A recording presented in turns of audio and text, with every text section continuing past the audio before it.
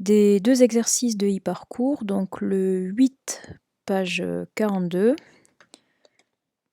Donc, petit rappel sur l'endroit où se trouvent les exercices. Le 8, page 42, donc l'histoire de la photo. Et après, on corrigera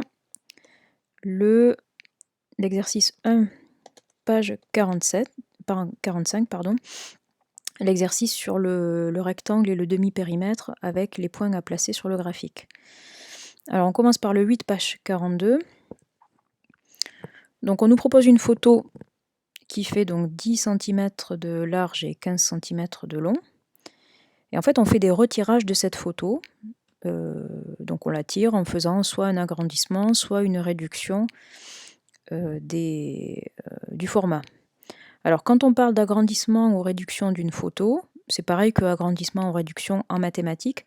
L'idée c'est qu'on conserve la proportion, on conserve les proportions, d'accord? Donc si on agrandit la largeur d'une certaine proportion, si par exemple on double la largeur, il faut aussi doubler la longueur pour garder les proportions entre les deux dimensions du rectangle qui correspond à la forme de la photo. Hein, donc on est dans une situation de proportionnalité, et là les différents tirages vont devoir conserver les proportions entre les images.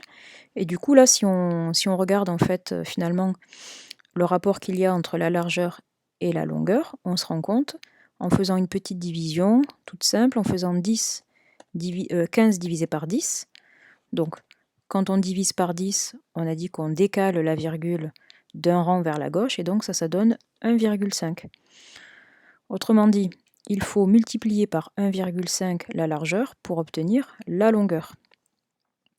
Donc ici, c'était pas demandé, mais on peut très bien se rajouter notre coefficient de proportionnalité ici qu'on a déterminé en faisant la division.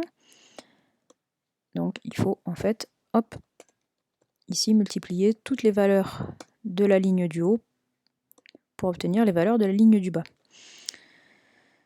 Ok, donc partant de là, pour remplir le tableau, il suffit de multiplier à chaque fois les largeurs qu'on nous donne par 1,5 pour trouver les valeurs du bas. Alors je vous l'avais peut-être dit dans un autre exercice, il y a une astuce de calcul mental pour la multiplication par 1,5. Multiplier un nombre par 1,5, c'est finalement ajouter ce nombre plus sa moitié. Donc là, on peut appliquer cette règle pour 6. Si on fait 6 multiplié par 1,5, ça revient à faire 6 plus sa moitié, c'est-à-dire 6 plus 3, et ça fait 9. Alors, attendez, je vais agrandir un petit peu ma police. La taille de la police, le plus, voilà. Donc 6 plus 3, ça fait 9. Alors là, on passe pour l'agrandissement T2, on verra après. Pour l'agrandissement T3, on doit faire donc 30 plus sa moitié, c'est-à-dire 30 plus 15, donc ça fait 45. Et pour le dernier, 24 multiplié par 1,5, ça revient à faire 24 plus la moitié de 24, c'est-à-dire 12, et ça fait 36. Ok, alors là on a rempli. Attendez, j'aurais dû changer de couleur pour qu'on voit bien les nombres. Alors, maintenant quand on a la longueur et qu'on doit retrouver la largeur, par contre on ne peut pas faire multiplier par 1,5, il faut faire l'inverse.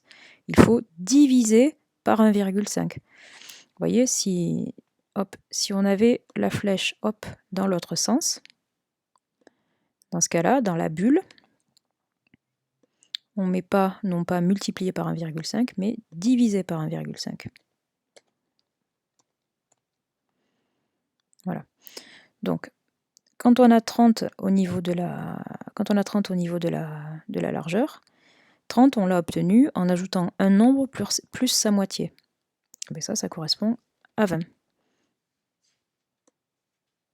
D'accord ? Bon, si vous avez du mal à faire sinon cette gymnastique-là, vous posez vos divisions. Hein, vous cherchez 30 divisé par 1,5. Ça, c'est une division de nombre entier par un nombre décimal, et on a appris à le faire dans le chapitre sur la division. D'ailleurs, pour 13,5, c'est un peu ce qu'on est obligé de faire. Enfin, non, si on réfléchit, on peut se dire que 13,5, on peut le découper en 9 plus 4,5. Mais bon, on n'est pas obligé de voir ça. Donc soit on a recours à la calculatrice, ça c'est un peu la solution de facilité. Sinon, on pose notre division. Donc 13,5 divisé par... pardon. Oui, non. Ah oui, par contre, oui, il faut faire 13,5 divisé par 1,5. Alors, attendez. Je me trompe de division. Celle-là, on l'a déjà faite.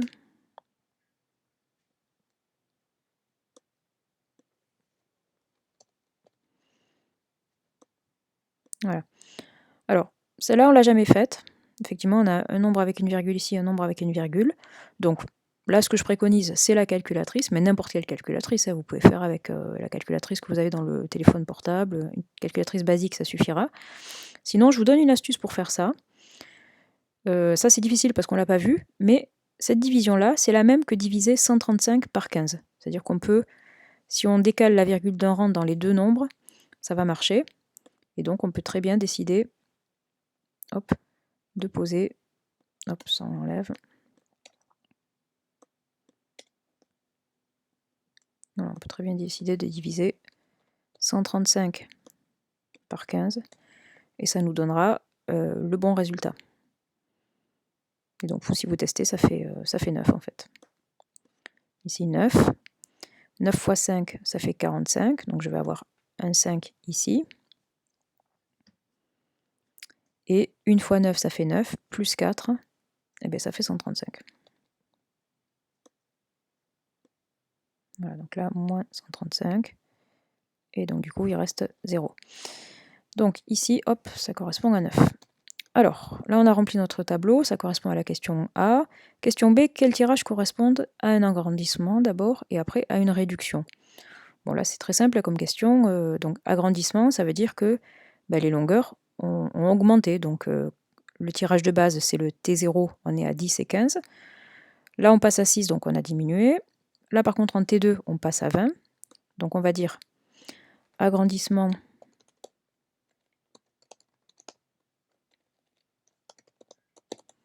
on a donc T2, puisqu'on passe de 10 à 20, on a grandi.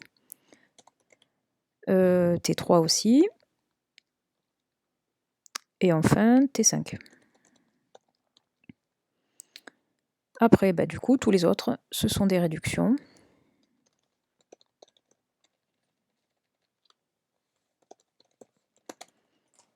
Et on va le mettre au pluriel quand même.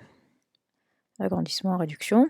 Alors, réduction, donc quand on passe d'une largeur de 10 à une largeur de 6, on a réduit. Donc le T1, c'est une réduction. Et qu'est-ce qu'on a après comme réduction? Le passage de T0 à T4. Effectivement, on a réduit. Voilà, T4. Alors, dernière question, on nous propose, donc le photographe propose des photos d'identité au format 3,5 par 5. Ça veut dire là que 3,5 ça correspond à combien? Ça correspond à quoi? 3,5 ça correspond à la largeur et 5 ça correspond à la longueur. Donc quand on a une photo qui fait 3,5 par 5, on nous demande si ce format respecte les proportions de départ. Alors respecter les proportions de départ, c'est ce que je vous ai dit au début. Il faut que en fait, la longueur corresponde à 1,5 fois la largeur, comme c'est le cas dans tous ces tirages. 15, ça correspond bien à 1,5 fois 10. 9, ça correspond bien à 1,5 fois 6. Et bien là, la question qu'il faut se poser, c'est est-ce que 5 correspond à 3,5 fois 1,5? Pour ça, il faut le vérifier. Donc on fait le calcul 3,5 multiplié par 1,5. Si on trouve 5, ça veut dire que le format respecte les proportions. Si on trouve quelque chose qui est différent de 5, c'est que ce format ne respecte pas les proportions. Or, donc je vous laisse faire la division parce que ça, c'est des choses que vous savez faire depuis longtemps. 3,5 multiplié par 1,5, vous la posez ou vous la faites à la calculatrice, ça fait 5,25 qui n'est pas égal à 5. Donc là, qu'est-ce qu'on conclut? Et bien donc, ce format ne respecte pas les proportions de départ.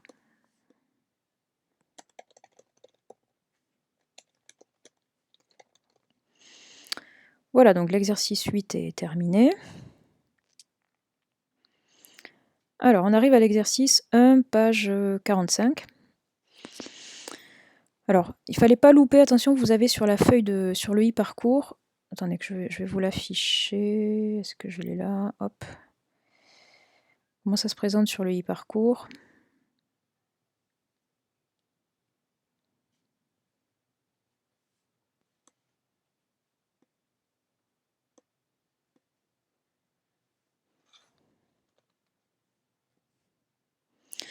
Voilà, en fait, vous aviez, donc si on zoome un peu, voilà, vous avez sur la page 45, vous avez exercice 1 et exercice 2. Donc nous, on s'intéresse à l'exercice 1 qui fait toute la colonne. Mais attention, ici, vous avez un début une information qui est valable pour les deux exercices. Donc avant d'attaquer directement l'exercice 1, il fallait regarder ce qu'on nous disait ici. Donc on nous disait qu'on s'intéresse à 6 rectangles dont l'un des côtés mesure toujours 3 cm. Et donc en fait, on nous dit que ces rectangles, ils ont respectivement pour longueur du second côté 1 cm, 2,5 cm, 3 cm, etc. Donc ça veut dire quoi? Ben, ça veut dire qu'on a une série de 6 rectangles. Alors attention, mon dessin va peut-être pas être terrible, là c'est une maquette, mais voilà, imaginez, on a les 6, bon, etc., etc. Tac, tac, il y en a d'autres après. Et qu'est-ce qui se passe? Eh bien, on a toujours en fait, ici, là, toujours un côté qui fait 3 cm, 3 cm, 3 cm, 3 cm, etc. Je ne le fais pas pour les 6. Mais par contre, ce qui change, c'est la longueur du second côté.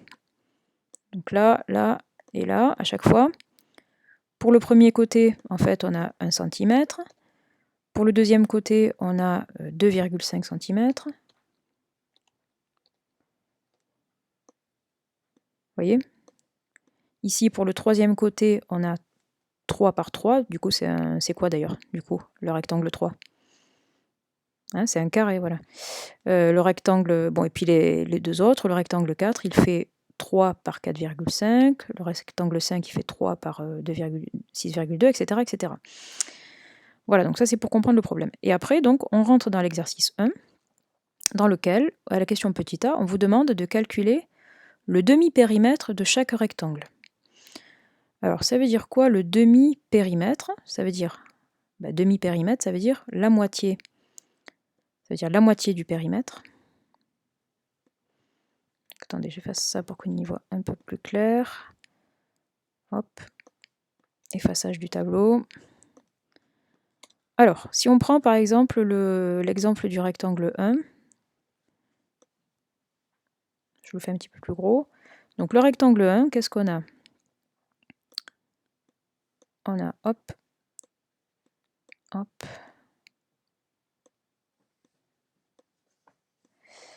Voilà, le rectangle 1, on a toujours un côté qui fait 3 cm, c'est le cas pour tous les rectangles. Et on a par contre, hop, ici, 1 cm pour la longueur du deuxième côté. Donc si on nous demande en fait de déterminer le demi-périmètre, le périmètre total, ça serait la longueur de tout le contour. D'accord? On devrait faire tac, cette longueur, plus cette longueur, plus cette longueur, plus cette longueur. Donc la longueur de la moitié du contour, en quelque sorte, c'est ça et ça. D'accord? Tchac, tchac. Donc le demi-périmètre, finalement, qu'est-ce qu'il faut faire? Il faut ajouter la longueur du premier côté, qui fait toujours 3 cm, plus la longueur du deuxième côté, qui fait ici 1. Autrement dit, ici, attention, on va faire à chaque fois plus 3 cm. C'est-à-dire que pour chaque rectangle, on va ajouter la longueur du côté qu'on nous donne, plus 3 cm. Donc là, ça va faire 3 plus 1, 4. Hop. Deuxième rectangle, on a non pas 1 cm ici, mais 2,5 cm plus 3. Ça fait donc du coup 5,5 cm. Après, troisième rectangle, ça fait 3 plus 3, 6. Le quatrième, ça fait donc 4,5 plus 3, ça fait 7,5. Ici, 6,2 plus 3, ça fait 9,2. Et le dernier, 7 plus 3, ça fait 10. D'accord? Alors, là, on nous demande du coup dans la question B, est-ce que le demi-périmètre de ces rectangles, donc le demi-périmètre à chaque fois c'est les valeurs qui sont indiquées en rouge, est-ce qu'il est proportionnel à la longueur du second côté? D'accord? Donc autrement dit, est-ce que là on a créé un tableau de proportionnalité? Alors pour répondre à la question, il faut se souvenir de ce qu'on a mis dans la leçon. Deux grandeurs sont proportionnelles si on obtient les valeurs de l'une en multipliant, donc attention, en multipliant les valeurs de l'autre toujours par un même nombre. Est-ce que pour passer de 1 à 4, on a multiplié par un nombre? Est-ce qu'on a fait multiplier par 4? Alors ça pourrait marcher, si on fait 1 fois 4, ça fait 4. D'accord? Mais si je fais 2,5 fois 4, est-ce que je vais obtenir 5,5? Ben non, 2,5 multiplié par 4, attention, ça fait 10. Donc on a 1 fois 4 égale 4. Donc là, on a bien trouvé un nombre qui permet de passer de la ligne du haut à la ligne de bas en multipliant. Mais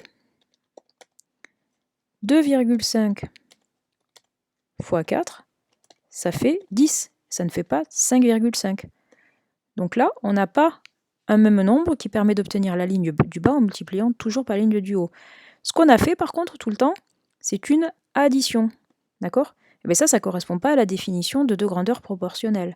Deux grandeurs, elles ne sont pas proportionnelles si on obtient les valeurs de l'une en ajoutant toujours la même valeur aux valeurs précédentes. C'est en multipliant toujours les mêmes valeurs par un même nombre, ce qui n'est pas le cas. Donc, ici, donc 1 fois 4, ça fait 4, mais 2,5 fois 4, ça fait 10, ça fait passer 1,5. 3 fois 4, ça fait 12, ça fait pas 6. D'accord? Donc il suffit de toute façon qu'il y ait une valeur qui ne fonctionne pas pour qu'on n'ait pas à faire un tableau de proportionnalité ici. Donc, ah non, mais je ne vais pas faire une ellipse. Hop. Donc, le demi-périmètre n'est pas proportionnel à la longueur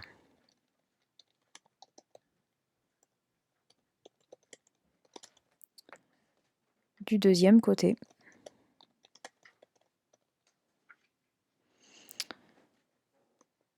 Donc voilà pour la réponse. Alors, après, ce qu'on nous demandait, c'était un travail. Voilà.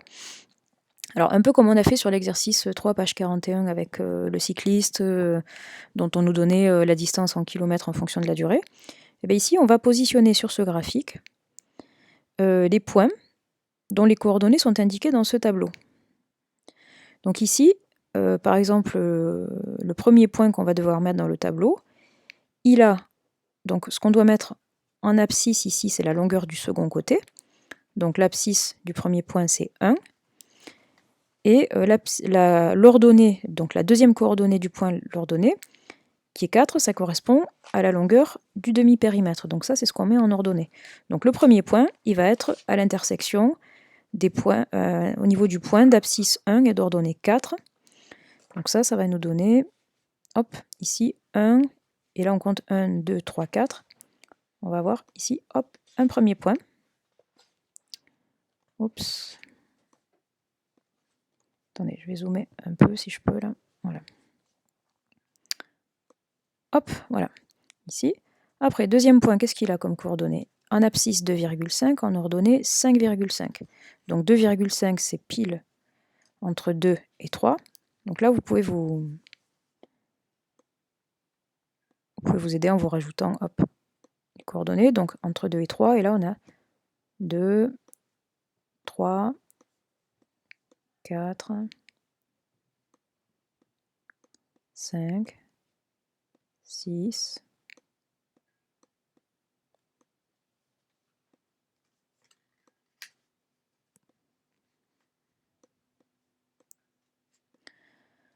voilà, donc on est à 2,5 et 5,5, donc on est par là.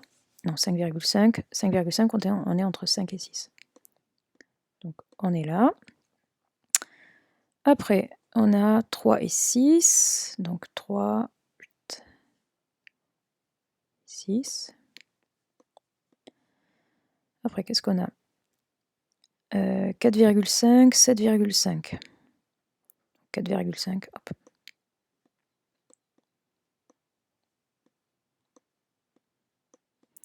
Donc 4,5, 7,5. Et les deux derniers, 6,2, 9,2.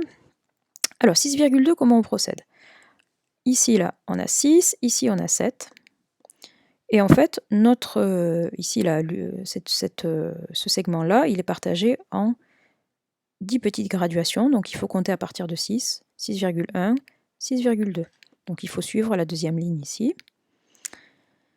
Et on doit monter jusqu'à 9,2. Donc 9,2, hop, on va être à peu près ici. Hop. Et le dernier, c'est 7 et 10. Donc 7 et 10. Voilà, hop. Voilà, donc je dézoome. Et on nous dit, que remarques-tu? Alors vous voyez les points là. Hop. On voit qu'ils sont comment? Ils sont alignés. Si on essaye de faire passer une droite, je vais la faire en bleu, non en vert. Si on essaye de faire passer une droite là, par ces points, on se rend compte que voilà, ça fonctionne, ils sont alignés. Alors les points sont alignés, mais est-ce qu'ils passent par l'origine du repère? Ben non, ils passent ici au niveau du 3. S'ils étaient alignés et qu'ils passaient par l'origine du repère, on aurait plutôt une droite, hop, de ce style-là. Enfin, comme ça ou comme ça, peu importe, ce qui n'est pas le cas. Donc, que remarques-tu? Ben, je vais vous mettre la remarque ici. Hop. Donc, on remarque, on va changer de couleur.